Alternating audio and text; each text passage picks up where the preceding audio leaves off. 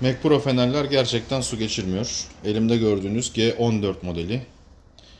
Şu şekilde 1, 2, okuma ışığı. Bu da sensör.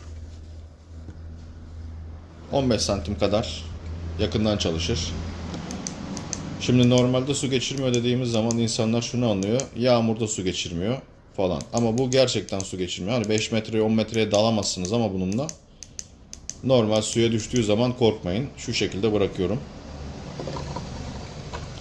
Aynı şekilde K14 modelimiz var. Bu daha hafif ondan. Bu da sensörlü. Ve bunların kırmızıları gerçekten çok uzak mesafede çalışır. Bunun da sensörünü deneyelim. Bu da su geçirmiyor dediğimiz gibi. Buyurun.